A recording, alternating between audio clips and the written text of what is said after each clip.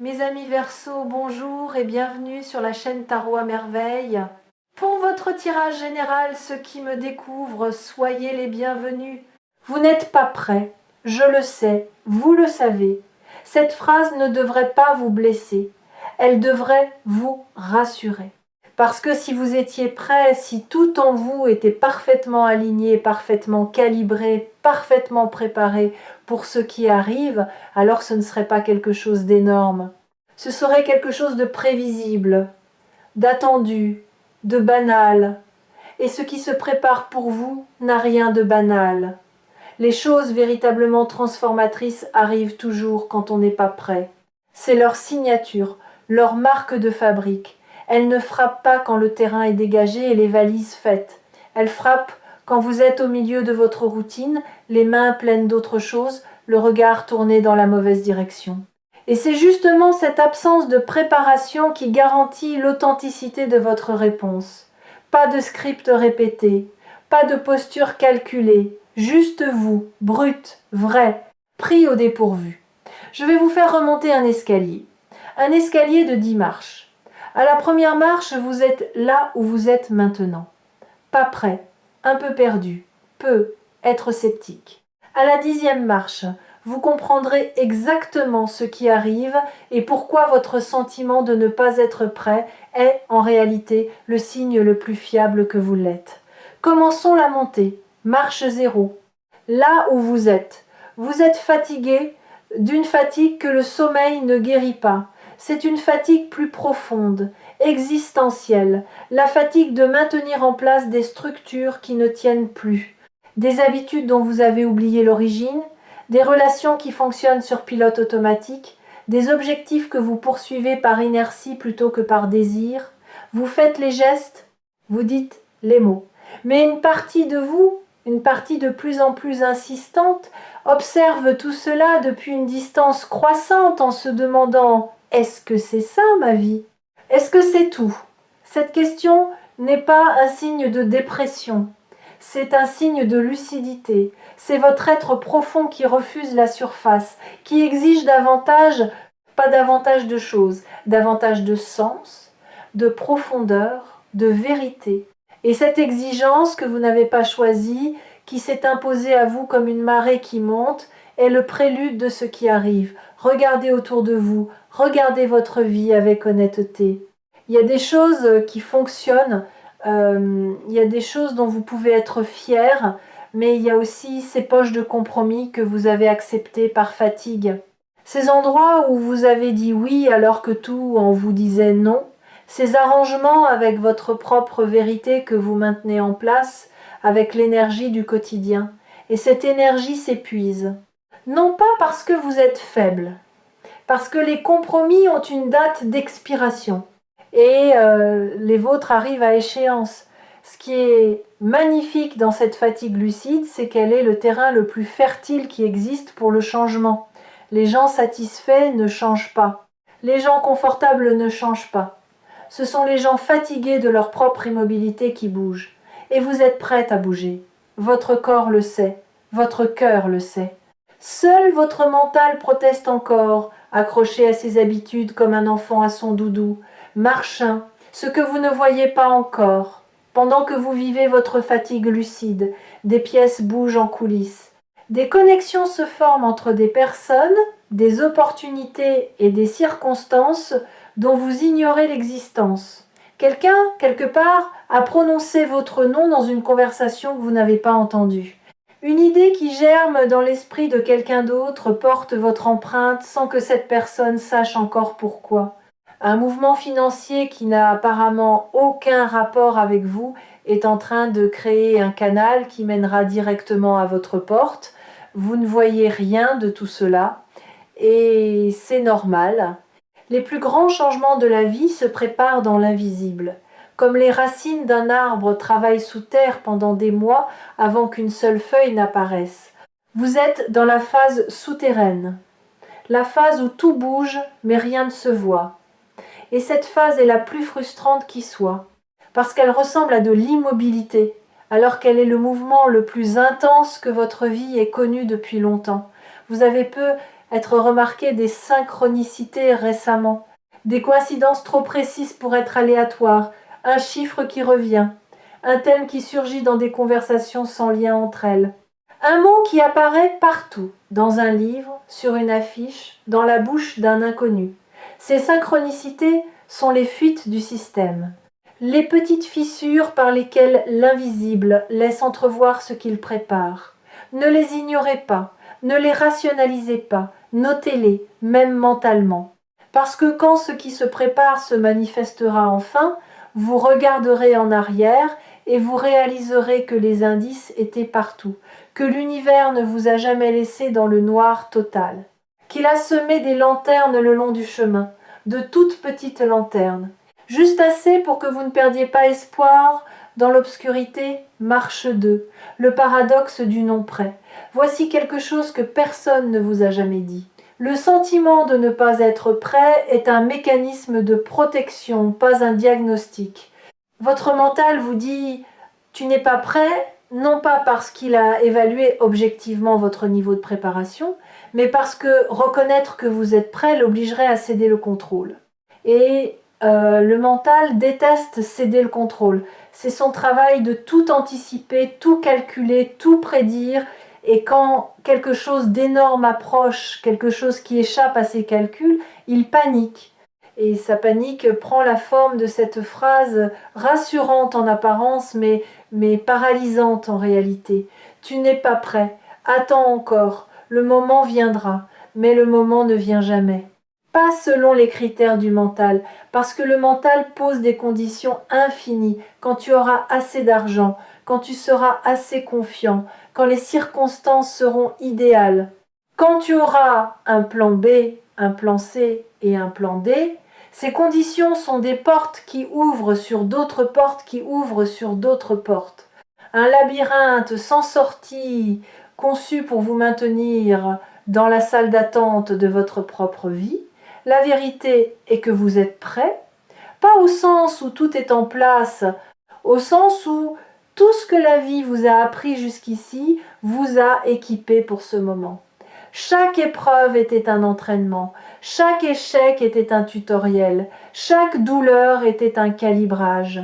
Vous ne le voyez pas parce que vous cherchez la préparation dans les mauvais endroits.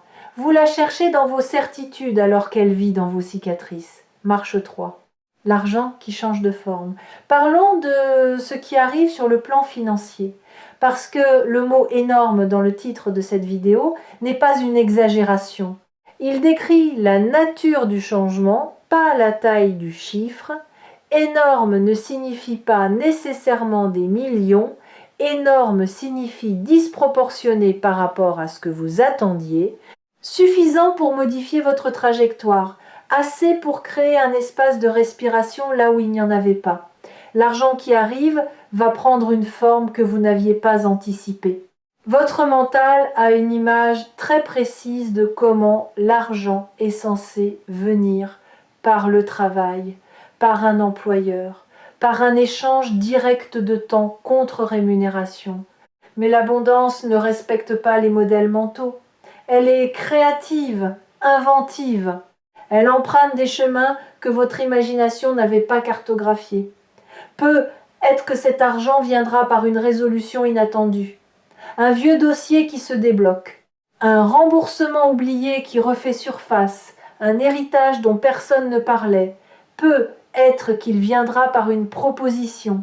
Quelqu'un qui reconnaît votre valeur dans un domaine que vous aviez sous-estimé et qui met un chiffre sur ce que vous considériez comme sans prix. Peut être qu'il viendra par un déclic intérieur.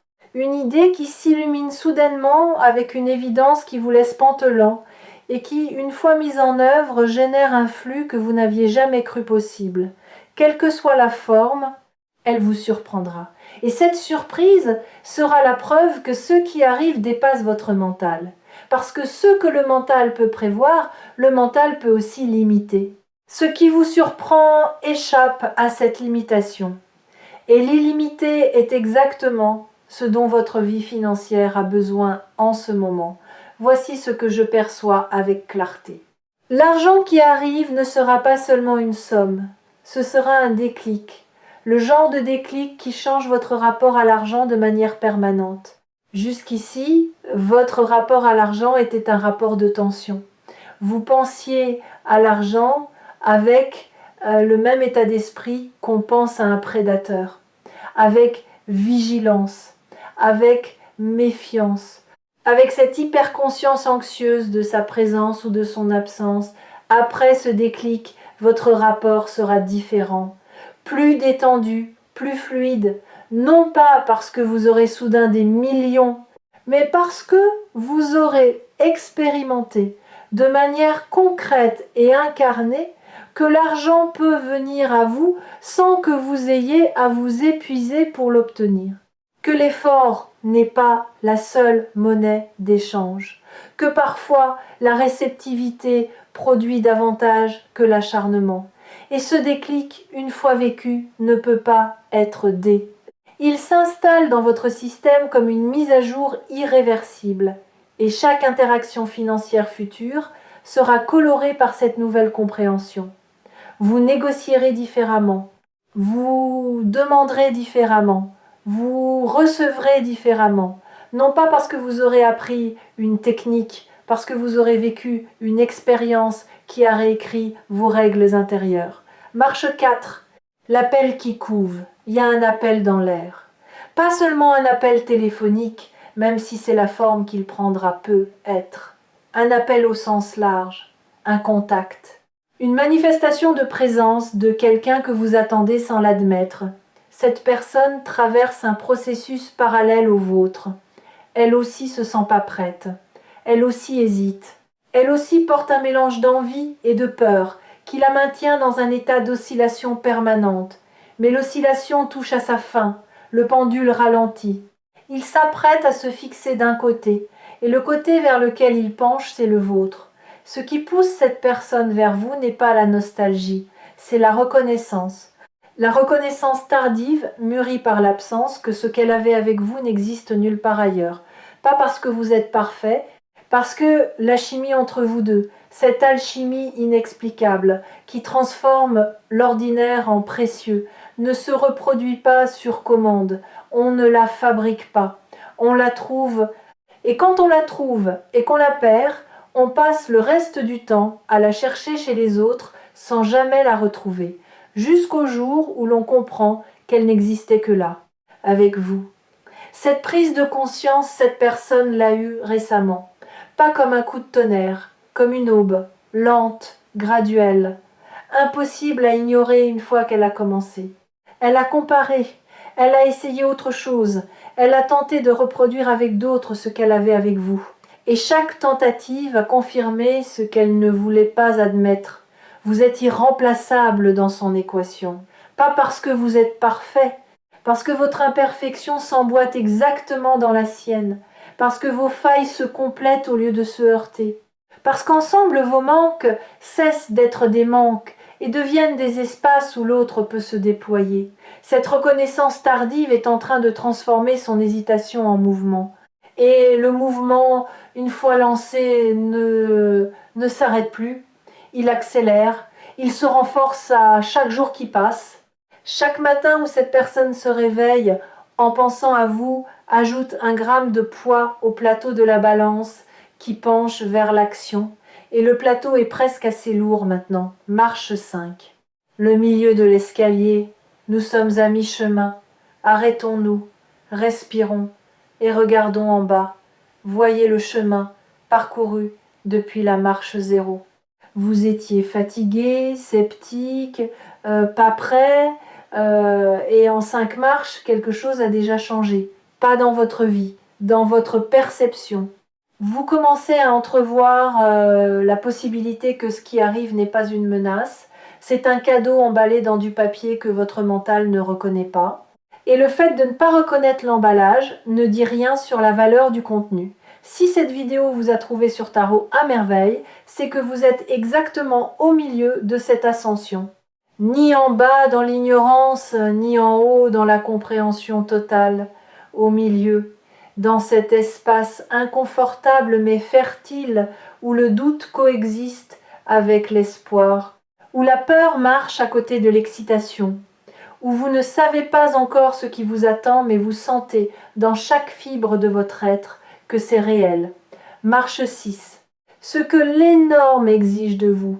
Ce qui arrive va exiger quelque chose de vous, pas un sacrifice, pas une épreuve supplémentaire, un lâcher-prise, le lâcher-prise de votre image de vous-même, l'image du survivant, de celui qui se débrouille avec peu, de celui qui n'attend rien pour ne pas être déçu, de celui qui a fait de la modestie une armure et du manque une identité.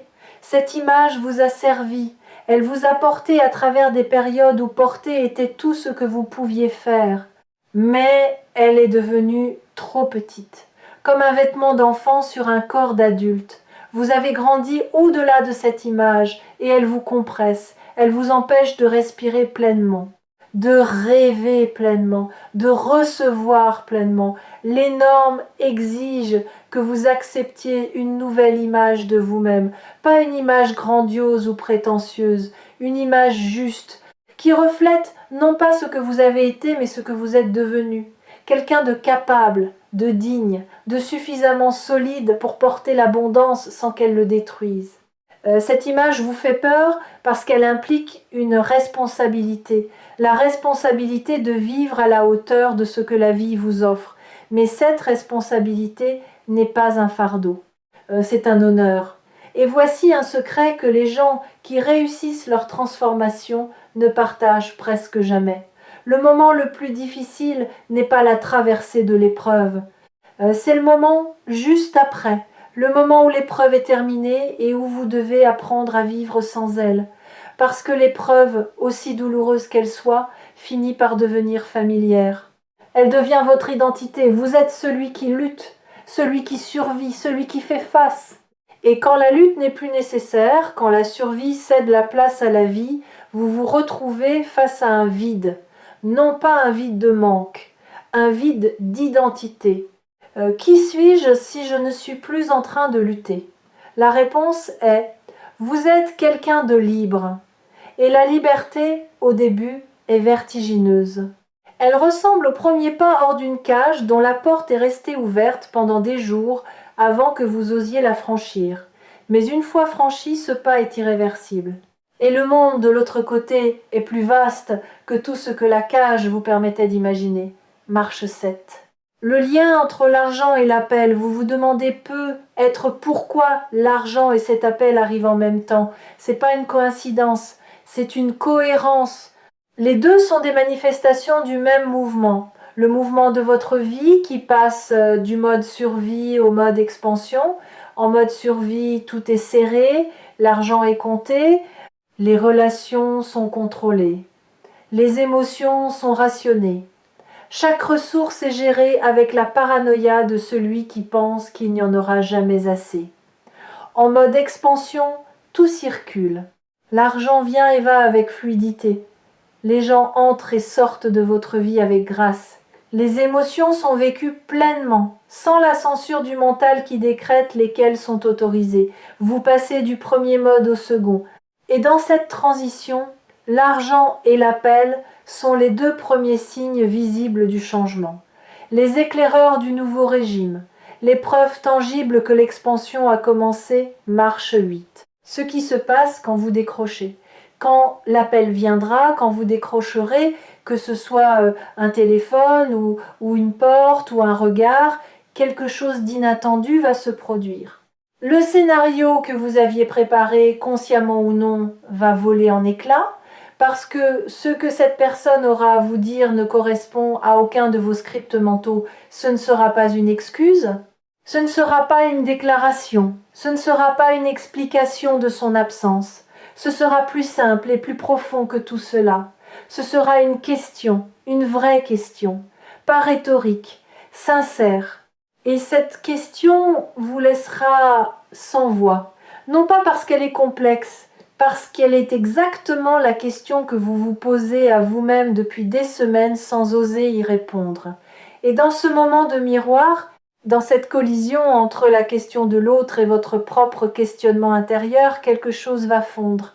Une couche de glace dont vous ne soupçonniez même plus l'existence parce qu'elle faisait partie de votre paysage intérieur depuis si longtemps, et sous cette glace il y a de l'eau vive, chaude, en mouvement. Cette eau vive, ce sont les émotions que vous avez retenues, les mots que vous n'avez pas prononcés, les tendresses que vous n'avez pas exprimées, les aveux que vous n'avez pas faits, pas à l'autre, à vous-même. Parce que les plus grands aveux ne sont pas ceux qu'on fait aux autres, ce sont ceux qu'on se fait à soi-même. L'aveu que vous vous souciez encore, l'aveu que l'indifférence que vous affichez est un costume, pas une peau. L'aveu que sous le blindage du « j'ai tourné la page », le livre est encore ouvert au même chapitre. Et quand cette glace fondra, quand ces aveux intérieurs remonteront à la surface, vous découvrirez que la vulnérabilité n'est pas la fin de la force, elle est son expression la plus pure. Parce que n'importe qui peut se blinder, mais il faut un courage immense pour rester tendre dans un monde qui récompense la dureté, marche 9, l'avant-dernière. Ici, la vue est presque complète. Vous voyez la marche 0, en bas, minuscule maintenant, et vous voyez la marche 10 au-dessus de vous, si proche que vous pourriez la toucher en levant le bras, et entre les deux le chemin parcouru. La fatigue transformée en lucidité, le scepticisme transformé en ouverture, le sentiment de ne pas être prêt transformé en compréhension que la non-préparation est la forme la plus honnête de la disponibilité, les fidèles de Tarot à merveille reconnaîtront ce moment où le puzzle s'assemble non pas parce qu'une pièce manquante a été trouvée, mais parce que le regard a changé. Les pièces étaient toutes là depuis le début, c'est la perspective qui manquait, et cette perspective vous l'avez maintenant. Pas complètement, pas parfaitement, mais suffisamment pour faire le dernier pas. Marche 10, le sommet, vous y êtes. Et voici ce que vous voyez d'ici. Vous voyez que l'énorme qui arrive n'est pas un événement unique, c'est un basculement. Le basculement d'une vie vécue dans la contraction vers une vie vécue dans l'ouverture. L'argent qui vient est le premier signe matériel de cette ouverture. L'appel qui vient est le premier signe relationnel. Mais ce ne sont que les premiers, d'autres suivront, parce que l'ouverture, une fois amorcée, ne s'arrête pas. Elle se propage. Elle contamine chaque domaine de votre existence avec cette même énergie d'expansion. Et vous voyez aussi depuis cette 10e marche que vous n'avez jamais été pas prêt. Que tout ce que vous avez vécu, chaque nuit blanche, chaque doute, chaque moment de solitude, chaque centime compté dans l'angoisse, chaque relation traversée dans la douleur, tout cela n'était pas du temps perdu, c'était des marches que vous gravissiez sans le savoir. Et maintenant que vous êtes en haut, maintenant que la vue est dégagée, vous comprenez que le chemin n'était pas le problème, le chemin était la solution. Chaque pas vous rapprochait de ce sommet, et ce sommet, c'est maintenant. Quelque chose d'énorme arrive, et vous êtes prêt, pas malgré votre sentiment de ne pas l'être, grâce à lui. Parce que ceux qui se sentent prêts sont souvent ceux qui ont cessé de grandir. Et ceux qui se sentent pas prêts sont ceux dont la croissance est encore en cours. La croissance est votre super pouvoir. Elle est la preuve vivante que vous n'avez pas fini d'évoluer, que le meilleur n'est pas derrière vous, qu'il est exactement là où vous vous tenez en ce moment, au sommet d'un escalier que vous ne saviez même pas que vous gravissiez. Et depuis ce sommet, vous voyez une chose que vous ne pouviez pas voir d'en bas. Vous voyez que chaque personne qui vous a blessé vous a rendu plus sage, que chaque centime perdu vous a enseigné la valeur, que chaque porte fermée vous a redirigé vers une porte meilleure, que la vie ne vous a jamais abandonné, qu'elle vous a guidé avec une patience infinie, à travers un labyrinthe dont la sortie était toujours garantie. Vous n'étiez pas perdu, vous étiez en route. Et la route, aussi sinueuse qu'elle ait pu paraître, vous a mené exactement ici, exactement maintenant. Exactement à ce moment où l'énorme frappe à la porte. N'oubliez jamais ce moment. Et quand le vertige reviendra, quand la voix du mental murmurera de nouveau que vous n'êtes pas prêt, revenez sur Tarot à merveille, revenez à cet escalier, revenez à ces 10 marches, Et rappelez-vous ce que vous avez vu depuis le sommet, vous êtes prêt, vous l'avez toujours été, et ce qui arrive va enfin vous le prouver. Pas dans un murmure, dans un éclat, l'éclat silencieux de quelqu'un qui comprend enfin que sa vie n'était pas en pause, qu'elle ne l'a jamais été, que chaque seconde de ce qu'il prenait pour de l'attente était en réalité de la construction, et que le bâtiment est terminé, la porte est ouverte. Et de l'autre côté, il y a tout ce que vous n'osiez plus espérer. Entrez, c'est pour vous, ça l'a toujours été. Et le seul billet d'entrée qui ait jamais été requis, c'est le courage d'y croire. Ce courage, vous l'avez. Maintenant, utilisez-le.